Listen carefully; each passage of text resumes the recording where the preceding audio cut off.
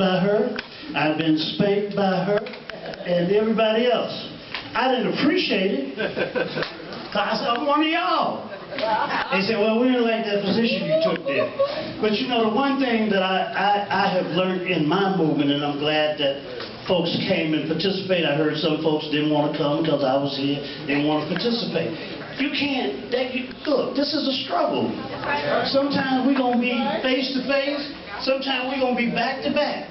And sometimes we may say, okay, I'm with you on this one. But if you keep struggling, and your goal is what's right, then you're going to end up on the same side again for the right thing. That is important. So brothers and sisters, I'm going to quit. I'll answer any question that you need to ask me. I am happy to see you. I'm happy to be here. This is my home. I came here when I was 12 years old. I blazed a lot of trails with a lot of folks, and that brother there, Chokwe, and I made that button, and it was very difficult for me to make that button for an ancestor who I struggled with tooth and nail in the trenches, but I still love him, I still hear him, and I still carry forth that movement, and I'm glad that you all are carrying forth as well. This hand and that. Just please, I know it's late, people want to go. Would you please just give us a little bit about the economic circumstances of Jackson, Mississippi? Are people working? What's the poverty looking like? What's the situation? Because we never can get any information. Thank you. Yeah, well, you know, the Mississippi period, we have some of the poorest education, but when I read it was 98% no proficiency here. That's more than what it is in Mississippi, about 58%. But the worker situation is the same. Minimum wage. You can literally, and this happened to me once. I had breakfast at an IHOP. And the young lady, she was a Caucasian lady. She served me at IHOP. And I was on my way home and stopped to get something at a Mexican restaurant. And she came up to me. She said, I see you here now. I said, what are you doing here? She said, it's my second job and I got a third one too. So people are working 2 and 3 jobs in Mississippi to make one paycheck. And one of the things that Brother Chokwe was doing, it was his goal to bring women up equal to men, because that was not the case in city government itself. So he wanted to make sure that that happened, and then he mandated, we didn't get there because, you know, we didn't have an opportunity, mandated that we have at least 60% on contracts, and wanted to make sure that Section 3, I took that down there from Joanne, that Section 3 is something that we implement on every project in those communities where you're serving people in that area, that they should be hired to work on those projects. But it's not there. If his son don't win the election, if he plans to run, and we're not able to get back on that progressive track record, you'll have what you have in Detroit. And a mayor with the same complexion as the one you have in Detroit. And I didn't touch on that at all. I know you had a question. I got to come back. My question is... No. Let me just say this. You all remember when everything was pointing towards Wayne County, for all the criminal activity that was going on? The police was raiding Wayne County and taking out computers and all of that stuff over there across the street. Y'all remember that? And they were saying that McNamara was, you know, this, that, and the other. His lieutenant was running the county. His lieutenant was running the county. That's who your mayor is today. His lieutenant was the one who they appointed to renovate the schools and gave you shoddy work in the school system. His lieutenant is the one who sold the DMC, the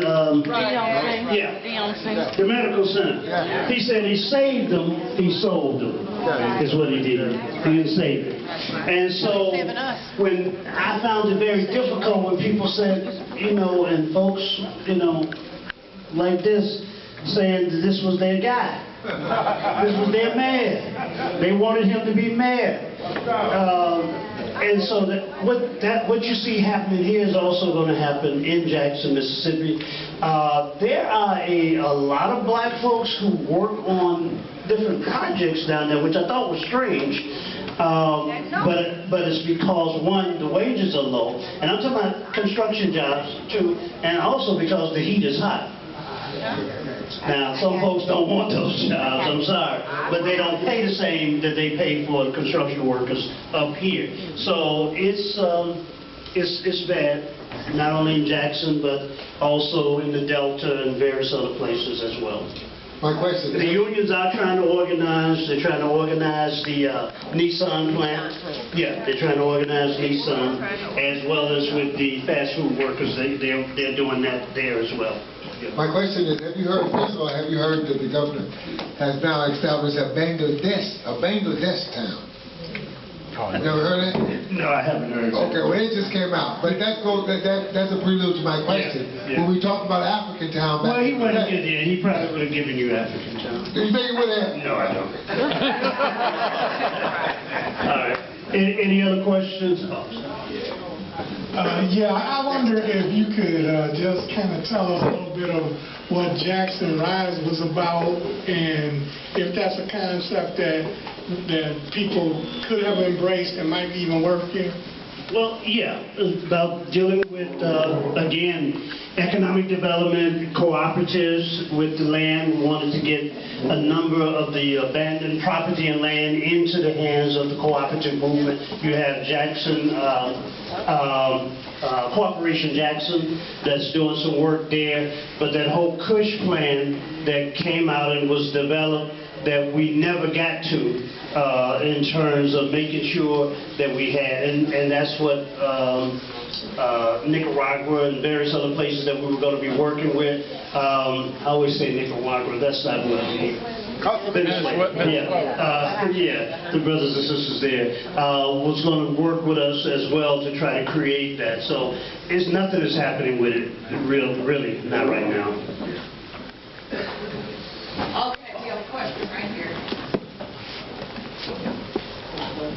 A couple months ago, I was watching PBS, and there was a young man that was fighting for the families down in Mississippi where water had damaged their homes and stuff, and when they had showed that they were in FEMA camps and stuff, I was wondering, have they did anything about that, or are they still in FEMA camps down there? I have not, no, I believe that was dealing with the anniversary of FEMA. When they went in at that particular point in time. I haven't heard anything about that now. No, he said they were still in camps at this point. Yeah, it may be way out, but... not in Jackson, but where the water, Louisiana... Yeah, the coastal area. Yeah. I'm not sure. We can check on that. Thanks. All right. Okay, once again... Welcome home. Thank you. And again, no justice, no profit. We're going to be getting more information out through Brother Imhotep, and there are others throughout the country who's going to work on. This is not just a Black Friday thing. We're not just talking about Black Friday. That's one day. We're talking about throughout, period. And so you're going to begin to hear more information. Okay, thank you. Okay, before, wait, just give me 2 more minutes.